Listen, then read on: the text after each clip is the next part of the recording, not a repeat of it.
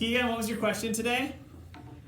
How should Tanzania respond to its Marburg virus outbreak?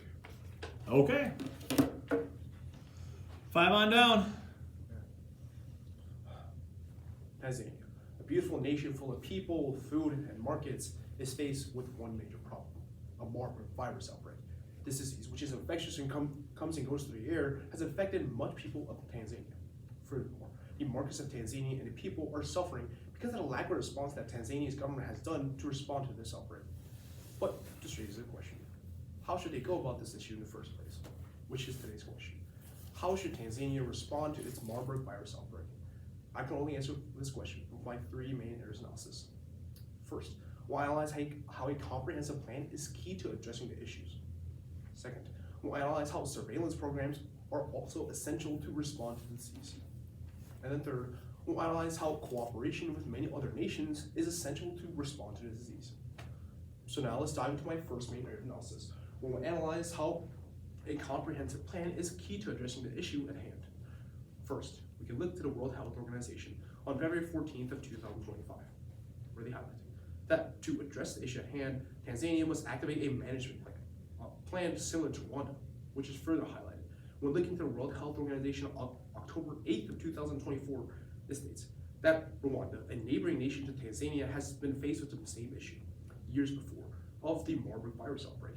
But by adopting a comprehensive plan, the nation of Rwanda was able to successfully address the issues and put an end to the disease.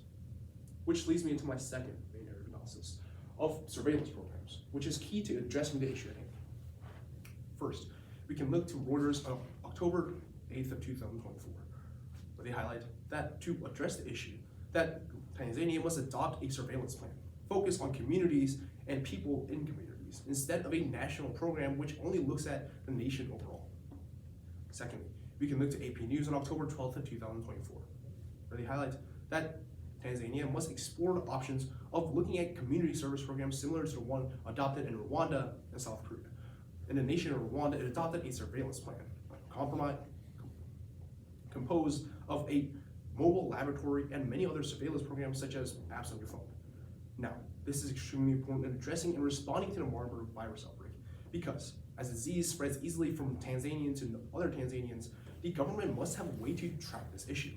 And furthermore, by adopting a community-based outsearch programs of surveillance, the government in Tanzania can firstly analyze where this is happening, and secondly, deploy its mobile laboratories to further stop the issue and stop the issue at its core. So now let's move into my third and final main area of analysis. We'll analyze how cooperation is key to stopping this outbreak. First, we can look to the BBC on December 4th of 2024, where they highlight that to address the issues of Marburg outbreak, we must cooperate with other neighboring nations, such as Rwanda, Uganda, and Burundi. Furthermore, it highlights that when looking to AP News on December 14th of 2024, it highlights that to address the issues at hand, they must explore options such as experimental cures. Now, this is extremely important in addressing to stop the spread of the Marburg disease and furthermore stop the issue. Because by cooperating with many other nations experiencing the same issue, such as Rwanda, Burundi, and Rwanda, you can firstly have key cooperation, which is explained as information sharing and intelligence sharing was key to stopping the disease and many diseases furthermore.